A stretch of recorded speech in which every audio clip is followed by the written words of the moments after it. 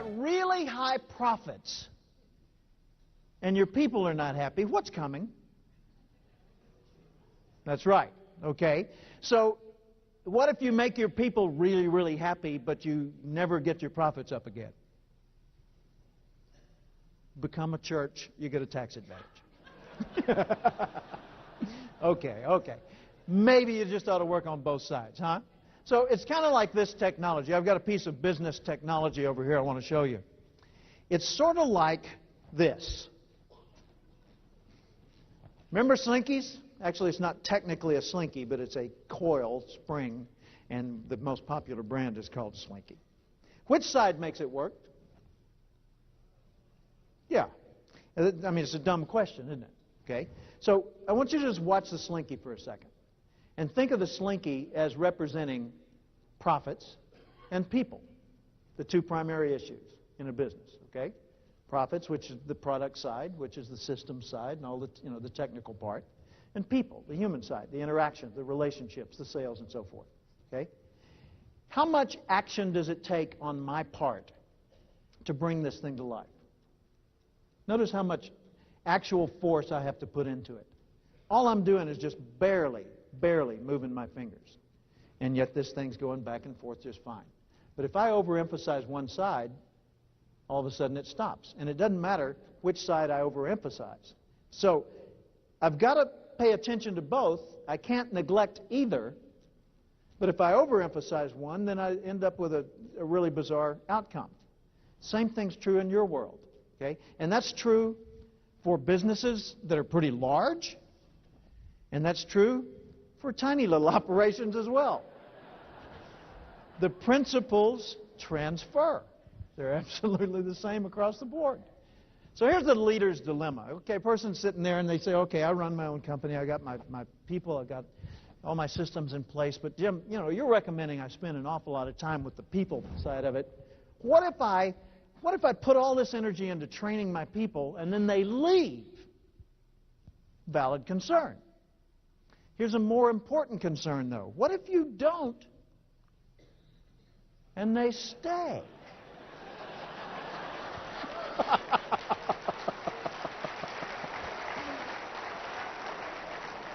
Shudder at the thought, huh?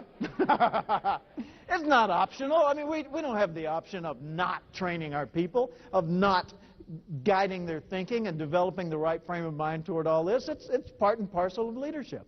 It's what comes from being in a position where you can make a difference. It's a basic responsibility. But there are vital relationships we have to lead people into. For example, if the person doesn't feel connected to the organization, they always will seem like an outsider, even if they've been there 30 years.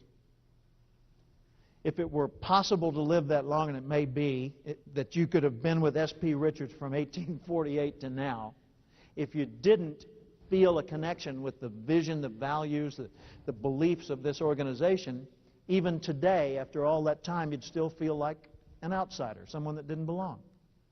But if you do embrace what the organization's about, you feel like family the first day. So that's one of our primary roles, is we've got to get people to embrace the organization itself, to understand it and care about it and believe in it, or go somewhere else if they don't. Okay? Second thing is we've got to make sure they understand in the overall scheme of things what's their part. Where do they fit in this matrix? They need to see how when they produce a result and it goes to the next level, what do those people do with it and how do they feel about the way they get it?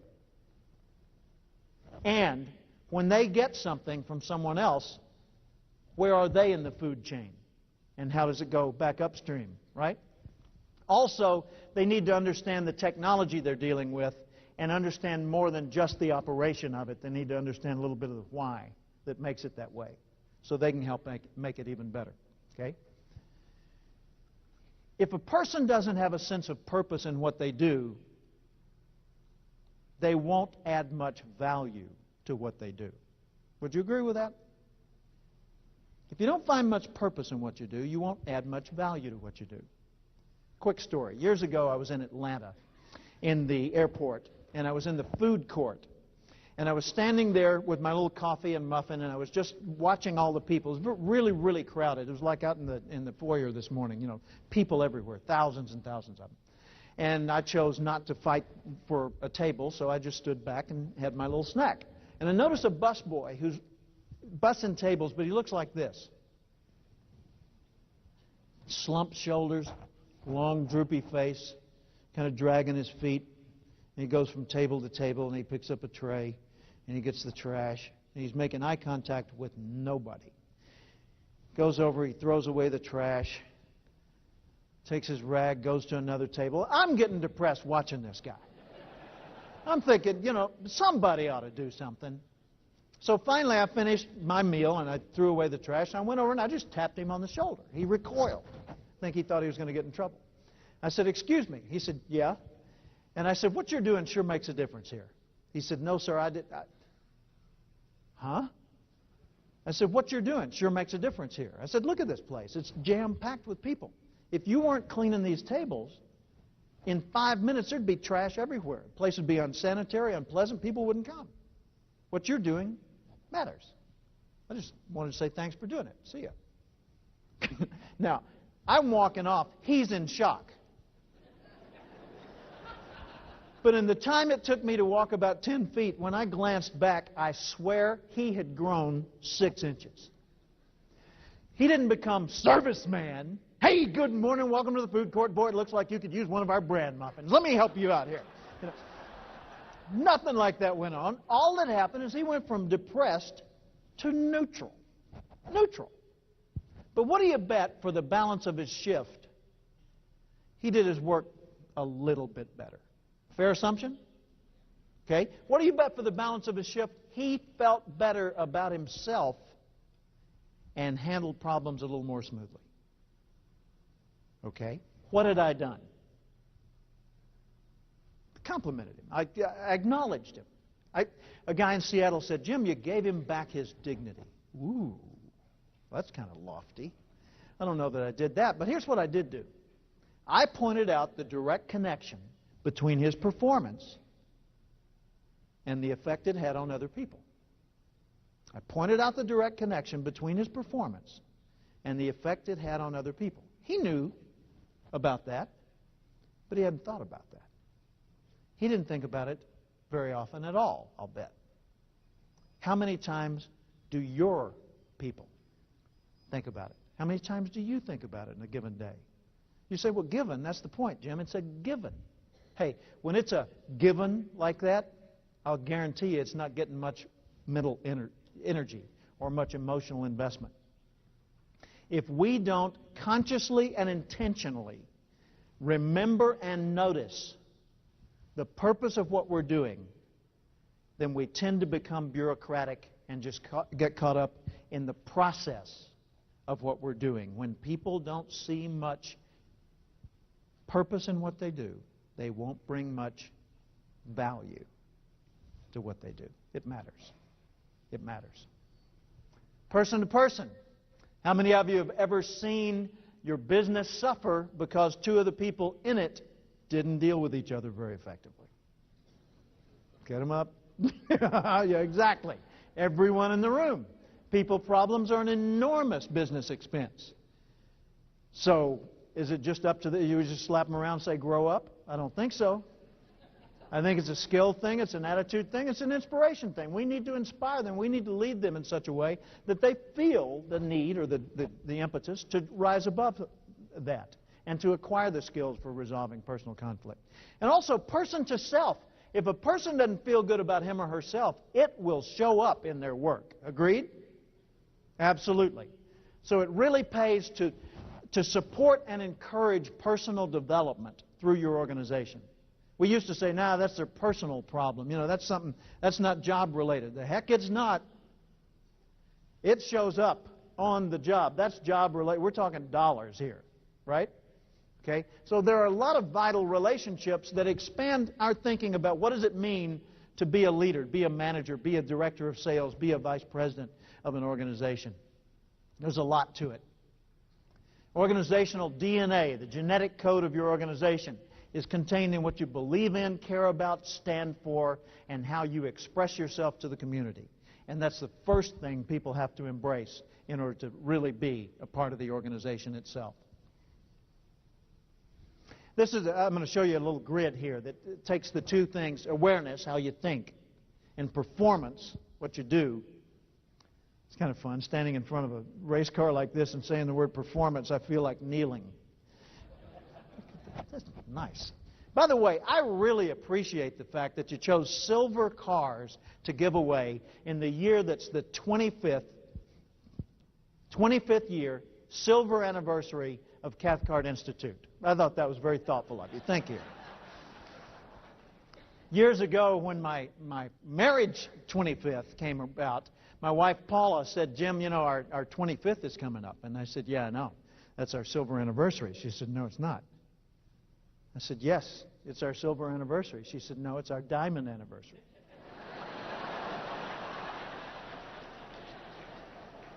I said, you're right. I said, do you want to specify shape or just size? She said, size will do. Supported by baguettes. And she described what she was looking for and gave me time to save up for it, thank heavens. She said, by the way, what do you want? And I said, just wait till you get your diamond. And then we got it, and I said, all right, your turn. I want you on the back seat of my motorcycle as I tour the Alps for 16 days, 3,000 miles. She said, done. Most romantic experience we ever had. Just riding through those mountain passes and by the little villages, day after day in Austria, Switzerland, Germany, France. Oh, man. So we did it again for our 30th. A few years will be our 35th. I think we'll do it again. Boy, ain't life grand. I tell you what. Awareness and performance. How you think and what you do equals mastery. If you put it on a grid, it looks like this. The two dimensions, how you think, awareness. How you do, that's performance. Awareness ranges from ignorance to enlightenment. And if you look at that, low awareness, person doesn't know much about what they're doing. They tend to focus only on the process, just the details, the steps. They become very rigid on process, okay? But the people who really think about it are purpose-driven. They're doing what they're doing because it matters that they do it that way. The process matters only because the purpose exists. Without the purpose, the process is just bureaucracy, as I said a while ago. Okay? So how do you get people to not be so process-focused? Talk about the reasons. Talk about the purpose. Tell the stories within your own organization of how you're impacting the customers. Because if you just hear the stories and get the testimonials from time to time, but you don't wave those flags, you don't run them up the flagpole and let everybody hear about them, they won't think about them. And if it's not in the front of your mind, it's not in the front of your performance either. Purpose. Performance. Most people only do what's required. They do. They've got no reason to do more than that, most people. So they just do what's required. But a few people are exceptional. They step beyond the requirements and do more than they have to. Now, we created through this 4 quadrants within this grid. Low awareness and low performance, that's process-driven, doing only what's required. Okay? High awareness, low performance, that's purpose-driven, but still just doing what's required. High performance, low awareness, don't think about it much, but do a lot of work, not much thought. Okay? And then high awareness, high performance, upper right-hand quadrant. Here's what the names of them are.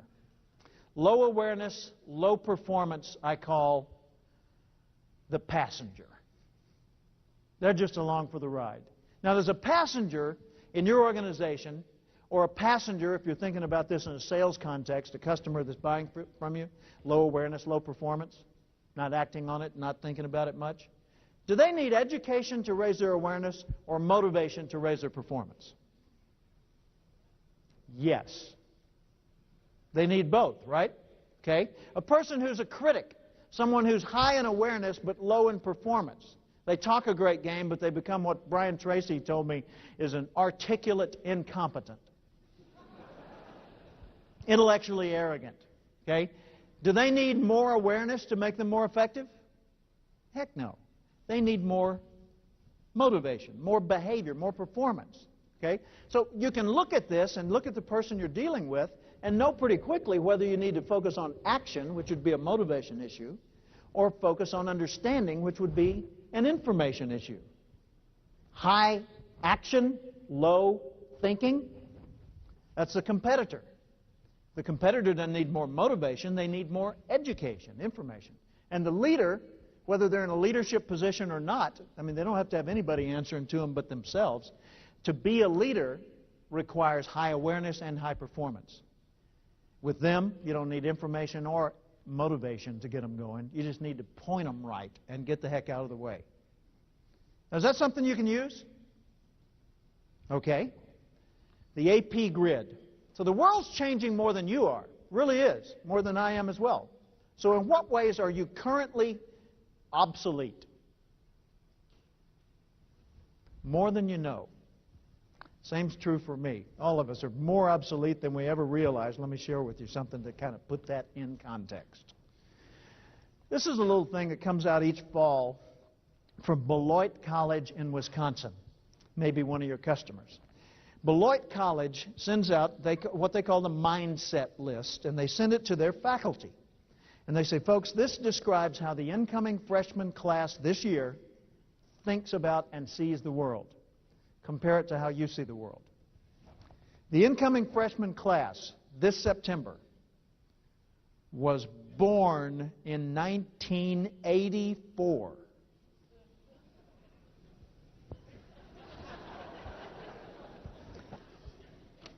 To them, an IBM Selectric is an antique. Thongs are not worn on the foot.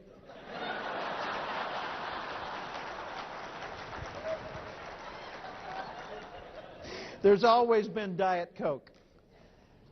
Adults have always been, it's always been impossible for them to open Tylenol. To them, one earring on a man indicates he's probably pretty conservative. Boeing has not built the 727 during their lifetime. Did you fly one? The Colts have always been in Indianapolis. Oh, sorry, Baltimore. Volkswagen Beetles have always had front engines. Ron Howard, who's that? A balding older film director. Not Opie. Hey, don't have a clue what carbon paper is. Now, they have come up with a pretty creative definition for CC, courtesy copy. That's pretty good, I thought. Okay. Oprah's always been a national institution. Jay Leno's always been on The Tonight Show. They don't remember the Reagan era. Atari is before their lifetime. You say to them, you sound like a broken record. They say, what's a record? Honest to God. They've never heard of an 8-track. Oh, and they've certainly never seen a TV with just 13 channels. And they say, Grandpa, no kidding? You used to walk to the television?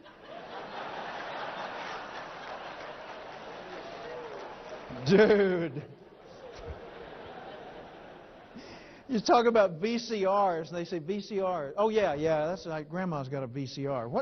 What's beta? What is that? Never heard the statement, where's the beef? Oh, man. Michael Jackson's always looked like a white woman.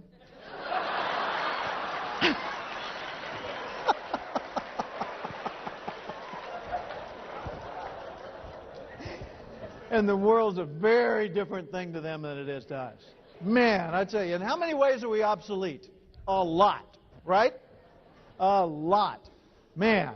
And so what we've got to do is constantly notice more. Intentionally pay attention to things that we weren't going to pay attention to in the first place. Like Buckminster Fuller, the man who developed the geodesic dome, considered to be the Leonardo da Vinci, the great mind of the 20th century, used to go to a newsstand and buy whatever was in the right-hand corner. whatever magazine was up there, if it was Trucking Weekly, or if it was Waterbed World, or if it was Cosmetic Techniques for the New Age, or whatever, he would buy it. And he would read something in which he was not interested, intentionally, just to stretch his perspective and get a different take on things. Pretty good exercise. We've got to notice more. We've got to constantly pay attention. Because, see, we're shifting from the industrial era, not to the information age, but the eco-technology era, where we realize the world's alive, that this organization and your own companies are living systems. So it's not mechanisms, they're organisms. They behave differently, and the industrial metaphors just don't cut it, right? 9 to 5, forget that. We want access whenever we feel the need for access, 24/7. Lifetime learning, perpetual education is the deal. Eye contact is being supplemented by the need for skills in e-contact. How do you build trust when all you can convey is a digit? Okay? IQ is being supplemented by EQ, emotional intelligence, as one of the primary skills required for success. Always was, we just now started to notice that. And knowledge is no longer seen as power. Knowledge is universal. Access to the knowledge gives you power. Persuasion and partnering we talked about as the way people sell. Partnering is the name of the game today. You can't keep up, but you've got to stay in the game. And do-it-yourself is no longer the predominant model. It's do it together. It's collaboration. That's the way we work the world. And institutions don't control the information anymore. So who's in charge? Individuals. When the individuals rule, self-leadership is king. Here's a quote from Bill Clinton. Now, I got this quote directly in person in the White House in 1994. I was there for a tour with a small group. It was a group of past presidents of the National Speakers Association. By the way, yesterday I was in Orlando at the National Speakers Convention, and your upcoming speaker, Tom Winninger, who is a very close friend of mine and also a past president of that group, was on the program and blew them away. You are in for such a treat. Be sure and be in the room when Tom Winninger speaks here. But we were touring the White House with our spouses, and there were about 20 of us, because our convention was in D.C. that year. And at the end of our tour, President Clinton heard we were there, and he came out to see us. Now, no matter how you vote, to meet the President of the United States in the White House, for heaven's sakes, that's a pretty big deal. Would you agree with that? Certainly it was a big deal for me, you know, coming from Little Rock. So we met the President, chatted with him. Someone said, "We're speakers, Mr. President," but then again, so are you. He looked directly at me. He said, "Half my job's keeping people in the right frame of mind." I said, "That's a keeper."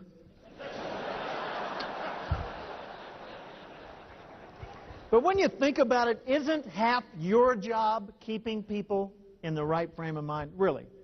Yeah. A big portion of everything we do involves managing point of view. A big portion of what we do involves managing point of view. And if you can't get someone to think of you as a resource that's part of their family, their network, then they'll see you as a persuader, and they'll resist, and they won't share enough information for you to accurately prescribe how you really could make a difference. Tom Winninger may share with you the story that he was sharing with me down in Florida, where he talks about a person who was selling off his products to him and approached it as selling a system, not just fulfilling some orders. Talked about the bigger reasons behind things. So half of what we do involves managing point of view. Here's a point of view that's important. Dan Burris,